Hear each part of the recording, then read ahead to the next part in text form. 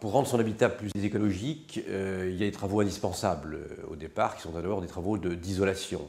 Des travaux d'isolation de toiture, des travaux d'isolation de fenêtres et portes, et des travaux d'isolation de murs. Ce sont les premiers travaux à envisager au départ. Alors il s'agit de travaux qui permettent d'économiser l'énergie, mais on peut également passer à un stade supérieur qui relève plus du développement durable.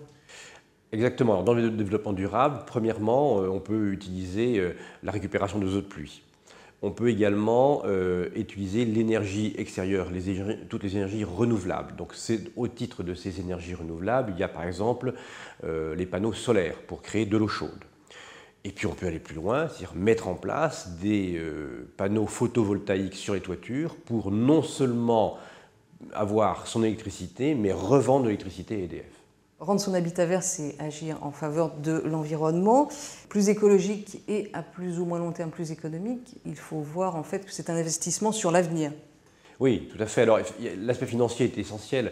Il y a premièrement la rentabilité de l'investissement, mais on peut bénéficier de mesures, on pourrait revenir, mais il y a aussi l'investissement lui-même qui devient plus vendable. C'est-à-dire qu'une maison dans laquelle des investissements de ce type-là auront été faits se vendra mieux que celle qui n'aura pas ce type de produit. On peut aussi parler des aides et des subventions comme l'éco-prêt à taux zéro. Bien sûr, bon, le prêt vert, donc le prêt vert qui a été mis en place depuis le 1er avril, qu'on appelle l'éco-PTZ, prêt à taux zéro, et puis aussi les crédits d'impôt, c'est-à-dire les avantages fiscaux qui sont liés à ces investissements.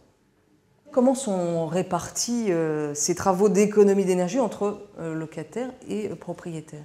Alors aujourd'hui, le propriétaire bailleur paye ses investissements, il peut avoir un crédit d'impôt ou un déficit foncier, il faudra d'ailleurs qu'il fasse un choix à un moment donné, il peut avoir également des subventions, il va peut-être pouvoir récupérer un surloyer auprès de son locataire, on va attendre d'un décret, mais surtout la différence c'est que le locataire, lui, va accepter plus volontiers de mettre un loyer légèrement supérieur dans un logement qui va lui faire des économies demain.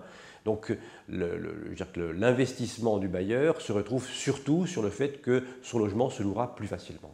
Avec toutes les mesures dont vous nous avez parlé, on voit bien que le développement durable va bien au-delà des mesures d'économie d'énergie. Oui, bien sûr. C'est tout l'enjeu du Grenelle de l'environnement de montrer qu'il faut aller au-delà. Aujourd'hui, 43% de l'énergie est consommée par le bâtiment. Et 23% des gaz à effet de serre proviennent du bâtiment. On fait attention à utiliser certains types de peintures quand on rénove, c'est-à-dire qu'on utilise des peintures à l'eau ou des peintures acryliques. On fait attention à utiliser certains types de matériaux sur l'isolation, c'est-à-dire par exemple de la laine de mouton ou du chanvre. Donc on est dans cette logique-là.